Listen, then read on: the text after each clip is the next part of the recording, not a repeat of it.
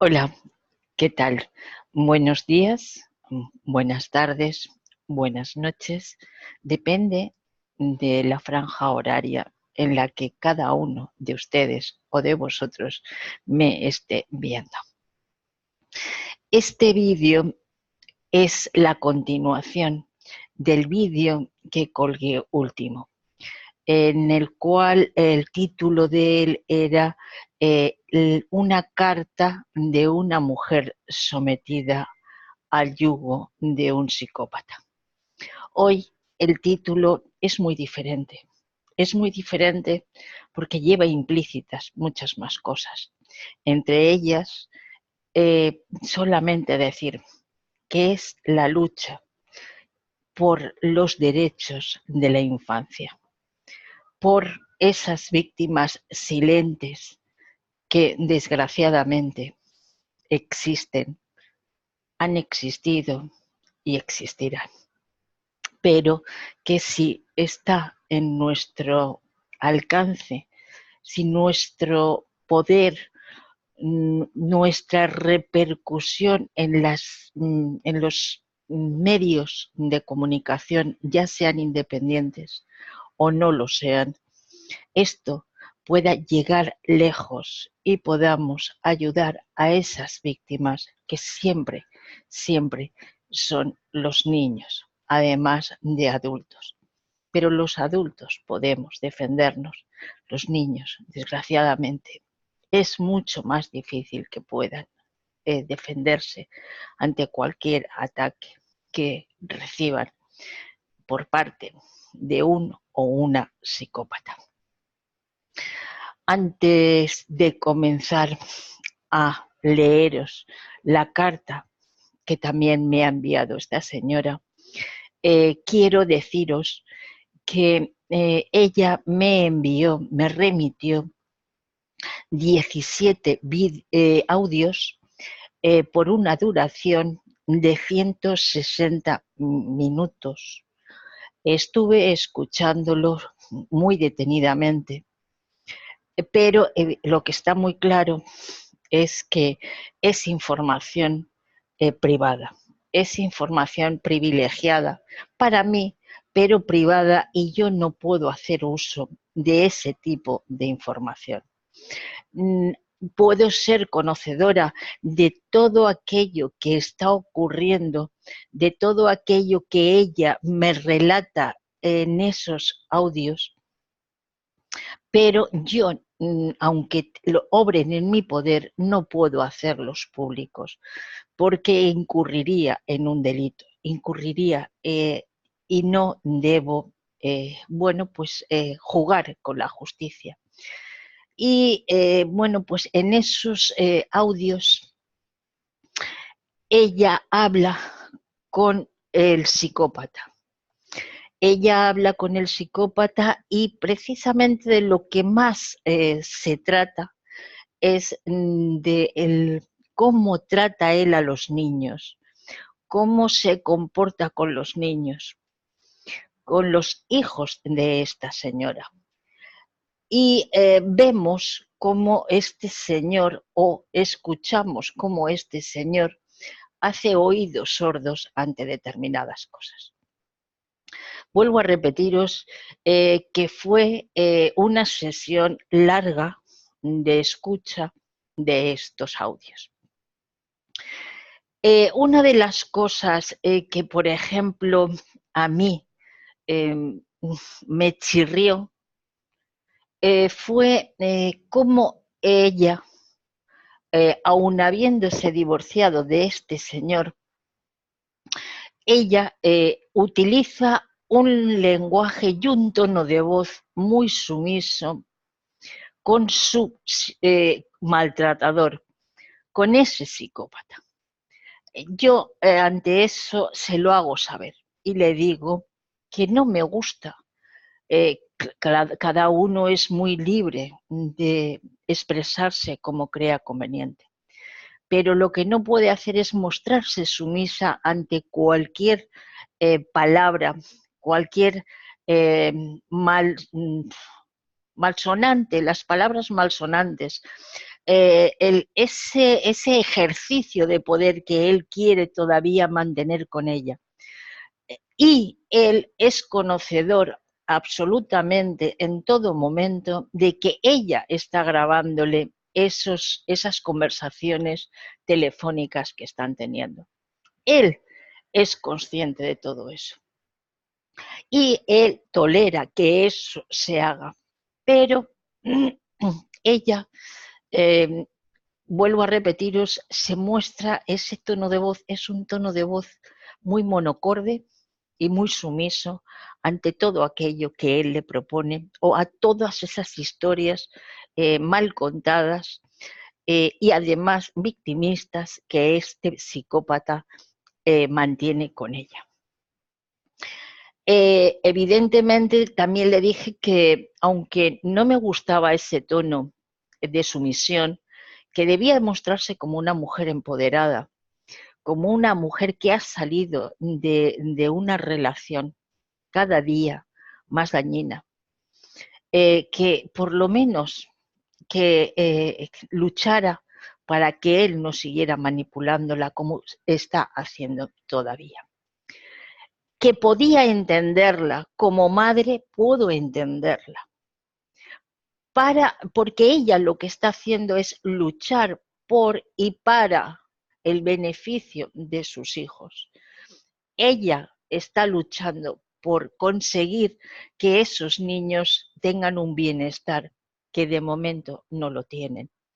Pero eso se puede conseguir utilizando un tono de voz bastante más elevado en el cual este señor se dé cuenta de que no es él el que manda, que no es él el que lleva la batuta en este tema, que son dos, que él puso la semillita, pero ella se encargó de que esos niños llegaran a ver la luz del día.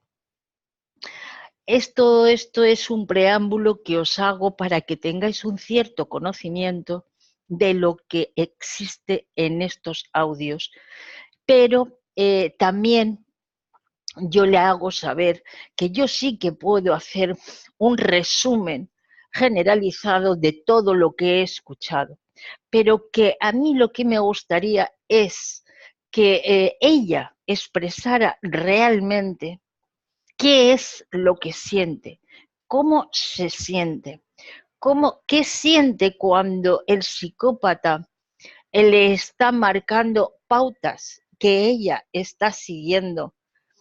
Todas esas cosas yo las veo desde fuera porque soy objetiva, pero ella es subjetiva. Ella está sintiendo en su cuerpo el padecer de esos niños. Entonces, por eso le digo, por favor, si puedes, intenta escribirme una carta en la cual seas capaz de referir todo eso que llevas dentro y que sientes. Yo se lo dije y bueno, pues a los dos o 3 horas aproximadamente me remitió esta carta que a continuación os voy a leer. Espero que este vídeo que estoy realizando en directo pues tenga al menos bueno, pues las visualizaciones que realmente ha tenido el anterior, que bueno, pues gracias a todos vosotros ha sido todo un éxito porque en 10 días, 11 días he batido o estoy batiendo mi propio récord. Entonces, muchísimas gracias. Pero como bien os digo, no es mi tema, entonces no es mi tema en cuanto que no voy a hablar de mí, sino he venido a hablar de esta carta, de esta continuación, de esta carta primera, vamos a llamarla Marta anónimamente.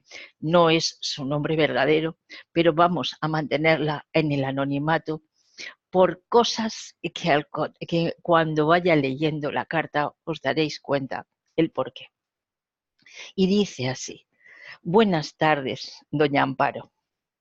Las personas que me conocen o a quien haya contado mi historia me han hecho preguntas, y preguntas muy insistentes de por qué tanto tiempo y no me di cuenta que estaba siendo drogada. Y muchos caen en la cuenta, pero en su propia conclusión. Es decir, que yo soy la que estoy exagerando o estoy mintiendo. ¿Y por qué no lo he denunciado? Me preguntan en muchas ocasiones. Esto es más que difícil porque es una tarea titánica en un mundo donde el agresor tiene derechos y el respaldo para luchar contra el gobierno, empezar a entender, para empezar a comprender lo que entraña esta carta. El agresor tiene derechos y respaldo. El Estado exige pruebas. En mi país, las pruebas no son tomadas como tal, sino como indicio de los hechos. Hay el caso de una muchacha que pongo como ejemplo, muchacha menor de edad que es violada por 5 hombres, uno de ellos menor de edad.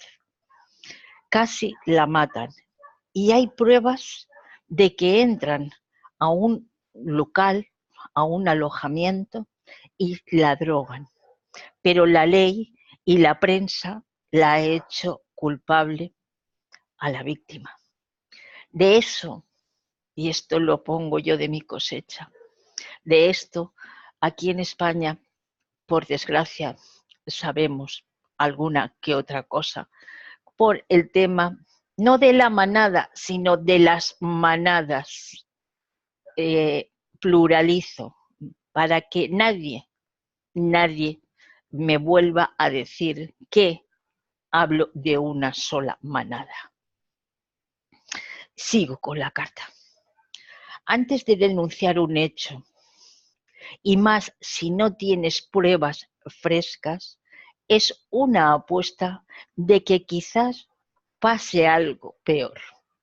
Y siendo de familia de buena reputación, hijo de personas con los debidos contactos, no tienes mucha opción.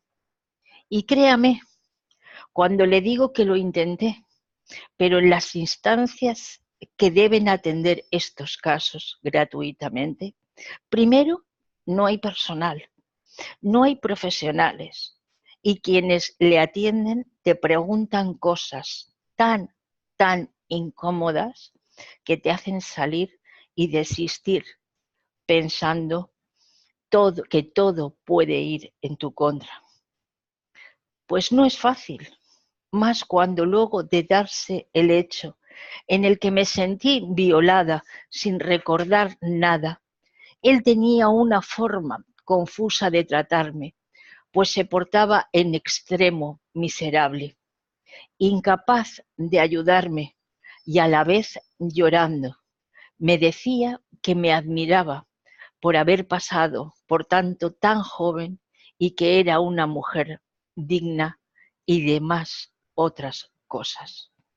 Fijaros cómo después de ser capaz de violarla, llora, se victimiza a él solo, sin ella haberle reprochado absolutamente nada. Es capaz de llorar y de hacerle ver que realmente es una mujer digna de admiración. Admiración por todo el daño que le has hecho mientras está inconsciente, mientras estás cometiendo felonías con ella realmente. Esas son cosas que se quedan ahí. Más lo bonito que insistentemente todos decían que él era, y él mismo que se repetía a cada momento, que era muy bueno. Es una de las características típicas de los psicópatas, de los narcisistas, el egocentrismo. Ellos son lo mejor, ellos son el ombligo del mundo, ellos son los más buenos. Te dicen tanto que una persona es buena, aunque contigo sea malvada y sea lo peor, acabas creyendo que la mala realmente eres tú.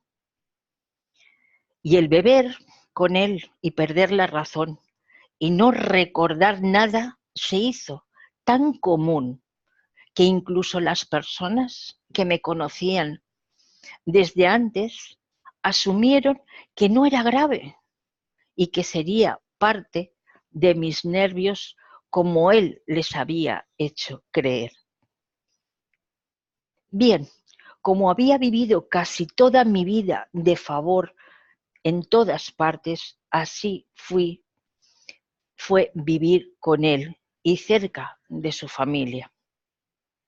Cuando salíamos, que fue aproximadamente por un año, él salió con otra mesera, con otra camarera, del café ejecutivo donde trabajaba yo. Al día siguiente la vi y me contó que estuvo con él y con otros amigos de él, dueños del café, y que perdió el sentido, que no recordaba absolutamente nada. Como ella vivía y trabajaba bebiendo mucho, no le dio la mayor importancia de no haber dormido bien. Pero cuando él me cuenta lo que pasó, me dice que estaba molesto con ella porque se había dormido en pleno bar y que sus amigos, al verla sin reaccionar, lo dejaron solo con ella, apoyada sobre la mesa, y sus amigos se fueron. Y él tuvo que pagar al camarero, al mesero, para que le ayudara a meterla en un taxi, que luego el taxi la llevó a un alojamiento y que la dejó durmiendo ahí y se fue. Conociendo el percal, habría que ponerlo entrecomillado. Seguro está en esas grabaciones del bar, porque es un lugar muy famoso en la ciudad. Fue algo que no analicé, sino hasta que me separé. Me preguntan si no desconfié. Pues no, no desconfié. Él era muy buenito. Así pasó ese año que conocí a su familia y su hermana me hizo unas raras preguntas que mencioné en mi carta anterior. Él tiene, ojo, empezad ya a escuchar por aquí, por esta zona, ya es cuando podemos empezar ya a vislumbrar determinados temas. Él tiene un hermano menor, si no me equivoco, con 6 o 8 años menor. Su familia era demasiado hermética conmigo. Muy poco compartían y la mayoría de lo que llegaban a compartir conmigo era por accidente o que les salía entre copa y copa. El primer año viviendo juntos, estando yo embarazada de 6 meses, cada día desde que comencé a vivir con él, quise irme, pero el miedo que tenía no me dejaba, me bloqueaba. Miedo a que me quitaran a mi hijo otra vez, como sucedió con el primero, quien haya escuchado el vídeo anterior. Miedo a perder al bebé de mi vientre. Miedo de su familia y de sus influencias. ¿Qué pasó? Me quedé.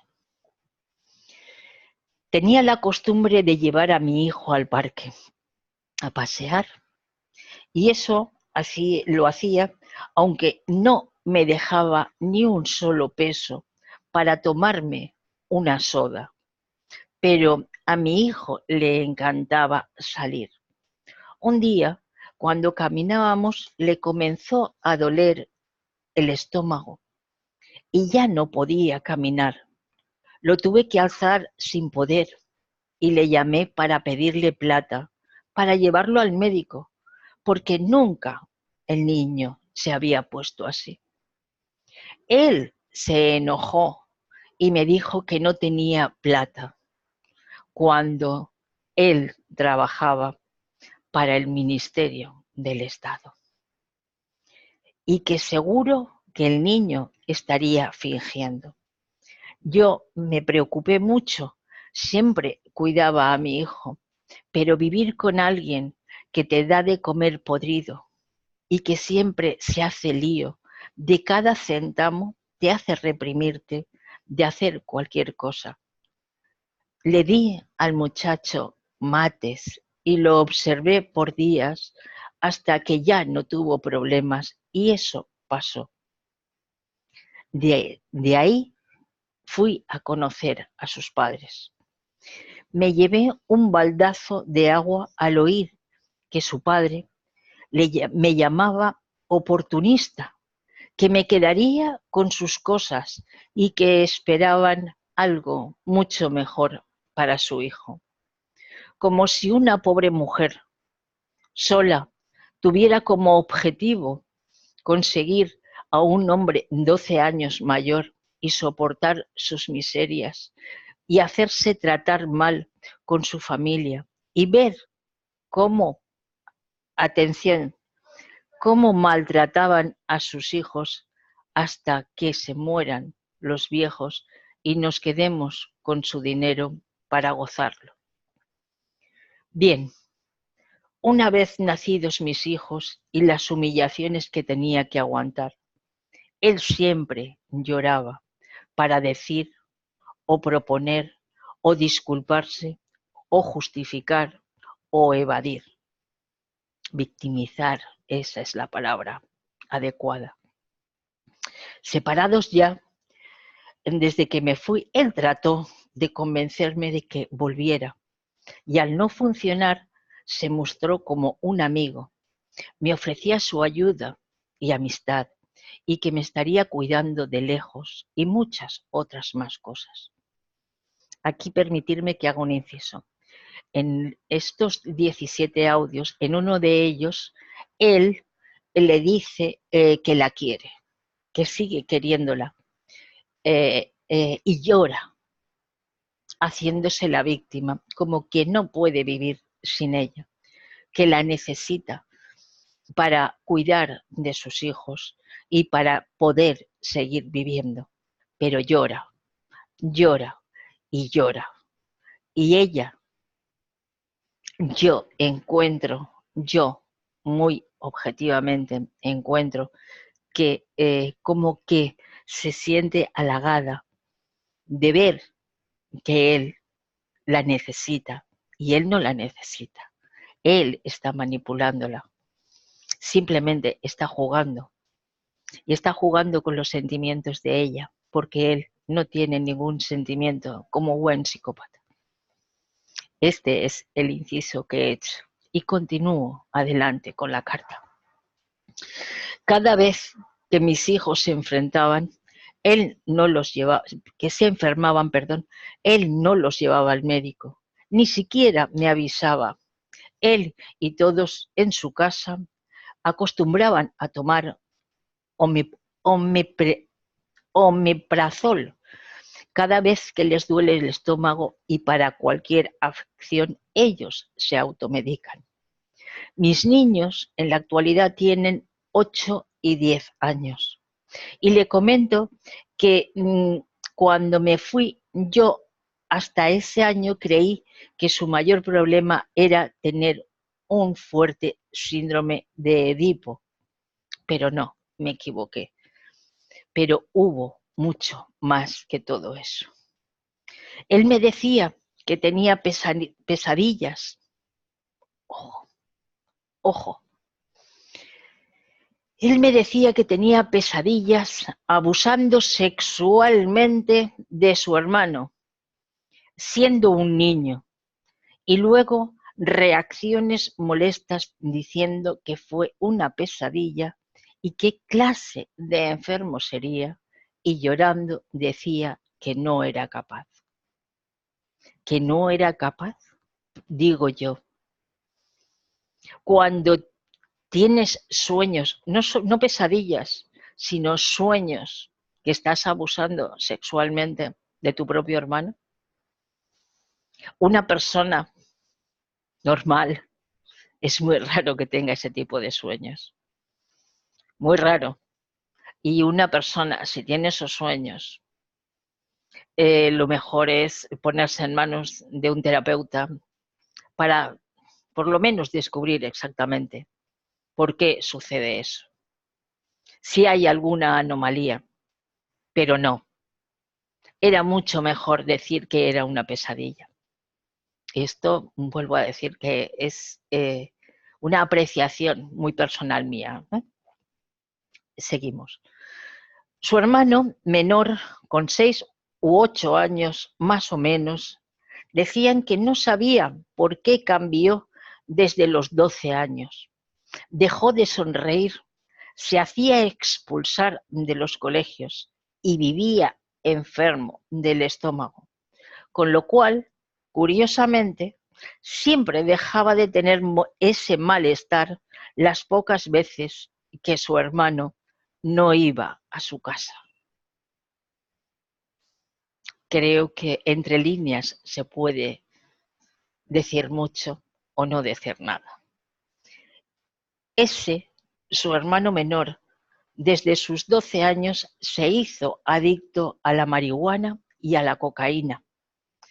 No puede ir al médico porque todos sabrían y todo saldría en los exámenes médicos. Entonces, todos hacen como si eso fuera lo más normal y ya, se acabó.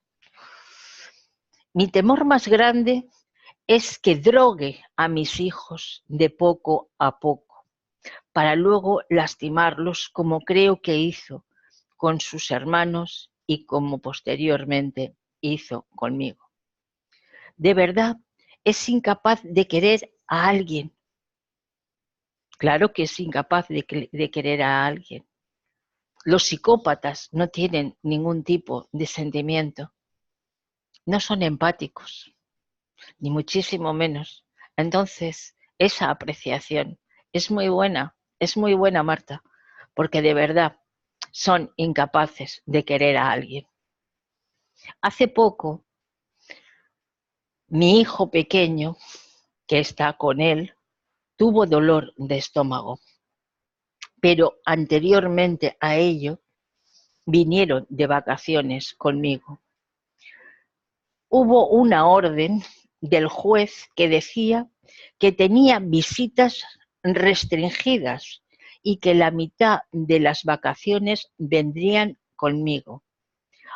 Aún así, él exigió que le firmara unos compromisos de devolverlos con reconocimiento de firmas para traerlos. Y mi abogado hizo de imparcial como él le pidió. Corrupto, corrupción hasta decir basta. Cuando llegó julio del año pasado, querían irse conmigo, rápido conmigo, y una vez a solas conmigo me contaron todo, llorando.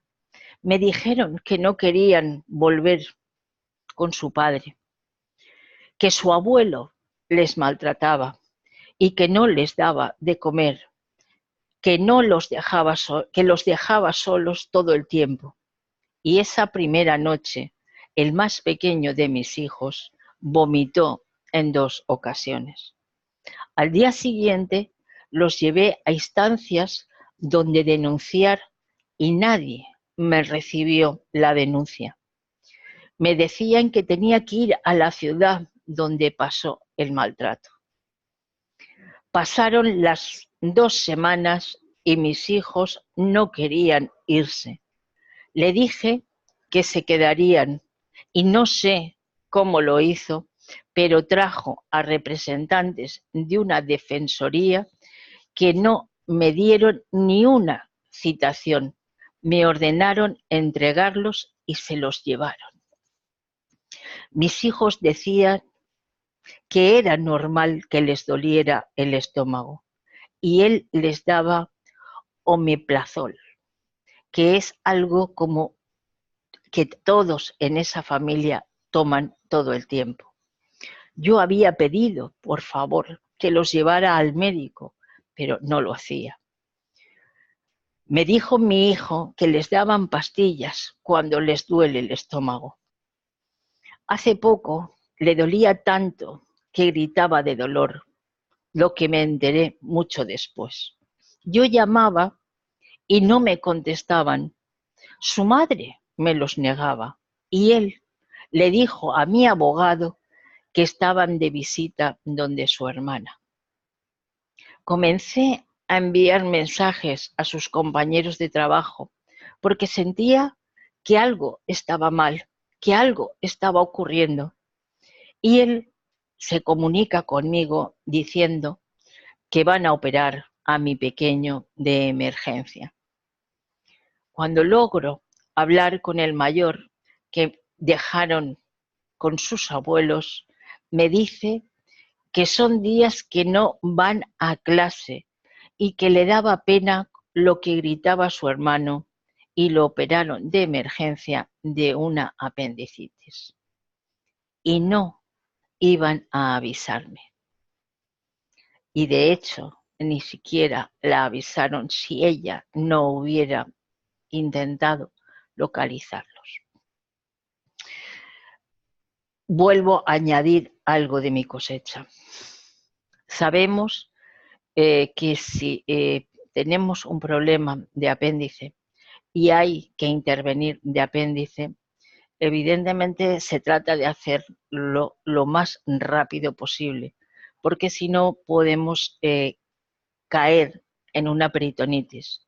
Una peritonitis nos puede llevar a una asepsia y puede ocurrir lo peor. Entonces, ¿qué podemos deducir? ¿Qué podemos extraer de esta gente que permite darle al niño omeprazol antes de llevarlo al médico porque tiene dolor de estómago? Si el muchacho se salvó, pues se salvó porque le tocaba, porque si no, ¿qué hubiera sucedido? Es muy fácil automedicarse. No, al más mínimo resquicio, al más mínimo detalle, hay que acudir al médico. Pero esta gente no se preocupa absolutamente de nada, solamente de su propio interés. Así son los psicópatas. Él le dijo a mi pareja actual que soy inestable y que se me pelan los cables, por eso no quiso avisarme de la intervención quirúrgica de mi pequeño.